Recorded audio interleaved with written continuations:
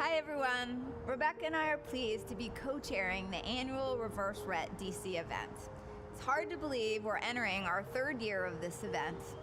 We're grateful for those who have been with us from the beginning and thankful for those who are just joining us in this fight.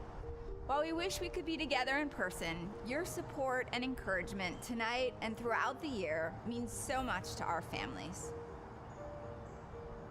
2020 has been such a difficult year on so many fronts, and we understand the competing needs and important causes to support, particularly this year. Tonight, we want to share an update on our girls and their lives with Rett syndrome over the past year. For our daughter Stella, this has been a year of firsts. We ordered Stella her first wheelchair. She had her first day of kindergarten in the virtual setting. She started breath holding and started having nighttime crying spells. But Stella has also made remarkable progress this year. She is succeeding in school in a way we always knew she could. She has regained a considerable amount of hip and core strength that was lost when the pandemic led to a 7-month break in her therapies.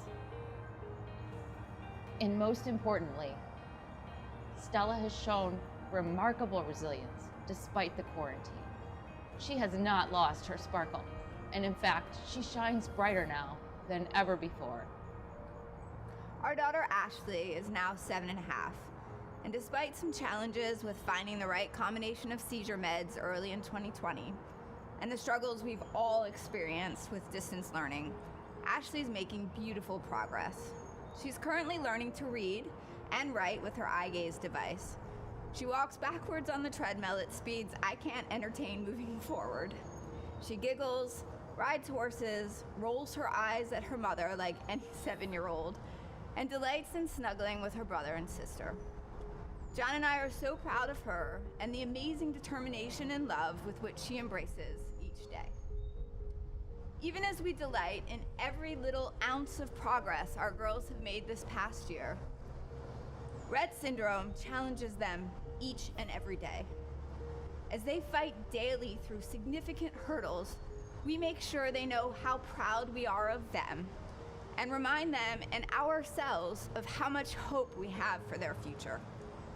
COVID has negatively impacted so much in our lives this year, but thankfully, it has not slowed the incredible progress researchers are making toward finding a cure for Rett syndrome. The confidence within the scientific and research community that Rett syndrome is curable fuels this progress and is yielding promising results. Our families are encouraged by these developments and hopeful for the day our daughters and the many other families living with this difficult condition are free from Rett. Thank you for helping us get closer to that day. Hi, my name is Jim Wilson, and I'm the director of the Gene Therapy Program and director of the Orphan Disease Center at the University of Pennsylvania. And my interest is really in gene therapy for rare diseases. I'm delighted to be able to be with you virtually, the Rett community, to talk about the program in gene therapy for Rett that we're developing here at the University of Pennsylvania. Gene therapy is an area that I've been involved with for over 40 years with the goal, the dream, of one-time treatments or cures of patients with genetic diseases. Gene therapy is all about how to transfer genes and get them in the right cells. The way we do this is something called vectors, and the vectors that are used primarily in the clinic came out of our lab a few years ago. We're trying to leverage that experience in other diseases, some of which are really remarkable successes, towards Rett, where the goal is to deliver the normal version of the gene into various cells of the brain to correct the defect right at its root. We have successfully demonstrated gene therapy. We're at really the critical stage right now to assure that we get the proper distribution of the gene and that it's safe. We're not there yet, but we are doing the critical experiments now. Again, I want to thank RSRT for their generous support and leadership and encouragement in us moving this forward. We're working as hard as we can. I know how important this is for you and your families and your children and your loved ones. Look forward to giving you another update next year. Thank you.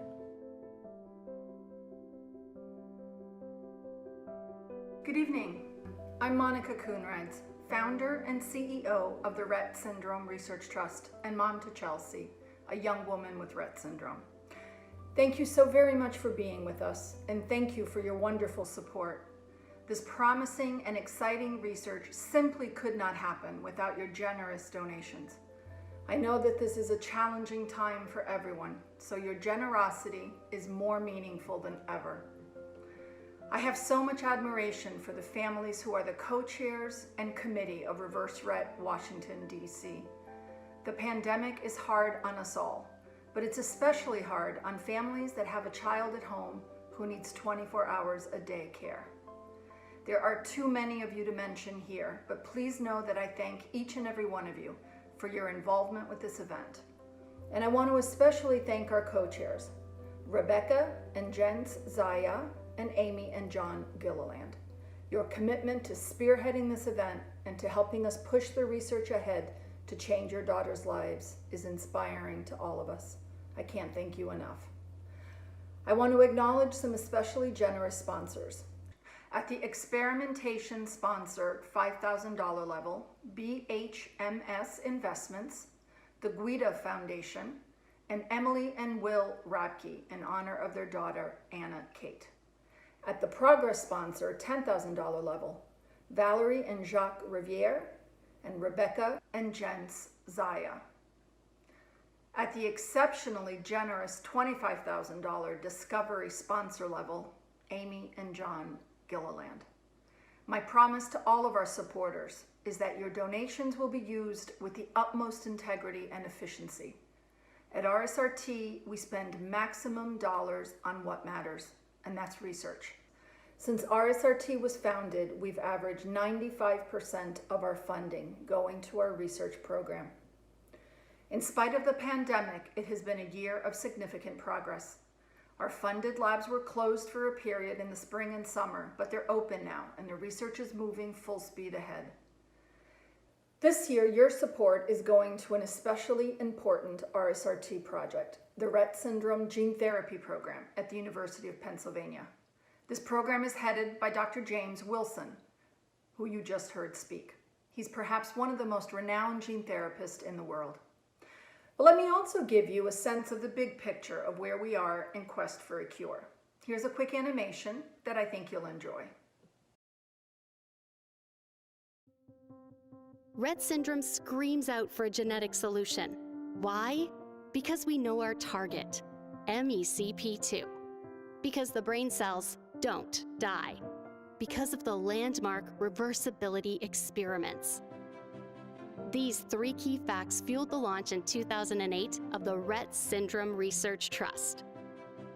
The research projects, tools, and resources RSRT has incubated have resulted in an extensive pipeline of MECP2 therapeutic programs. In 2017, RSRT launched a 3-year research plan, Roadmap to a Cure. At the start of Roadmap, there were 0 companies with MECP2 therapeutic programs. Today, there are 6, with more to come. Cure 360 builds on the accomplishments of Roadmap to a Cure for a full-on attack on Rett. Rett is surrounded, and we're closing in. You've helped us get this far. Thank you. Together, we won't stop until we have a cure. Our Cure 360 strategic approaches are not meant to be palliative. They're bold, and they're targeted, and they're intended to result in a profound reversal of symptoms. Of these approaches, gene therapy is the closest to the clinic. Novartis, the second largest pharma company in the world, is proceeding with developing a clinical trial in gene therapy for Rett syndrome. A second biopharma company, Taysha Gene Therapies, has recently announced a Rett program. The company expects to file a clinical trial application with the FDA by the end of next year. Gene therapy is an approach that RSRT has been championing and moving forward for a decade. The Novartis and Taysha programs simply would not be happening were it not for RSRT's efforts. We're also funding 2 other critical gene therapy programs, one at UPenn and the other at the University of Edinburgh. As these programs move forward, they will likely be partnered with biopharma as well. I hope that you'll agree that your donations have made possible very exciting developments. But I can't overemphasize how important your support is now. It gives us the resources to build on the achievements of Roadmap to a Cure and to carry out Cure 360. It also allows us to leverage the financial resources that biopharma will bring to Rett syndrome. On a personal note, my daughter Chelsea turned 24 last month. She struggles with the worst of Rett syndrome: seizure, scoliosis, anxiety, extreme muscle rigidity. And this is on top of never being able to take a step on her own or to say a single word. I made her a promise many years ago that I will not rest until the disorder is cured. And it's a promise I do not intend to break. 350,000 lives are depending on us. Thank you so much for helping us.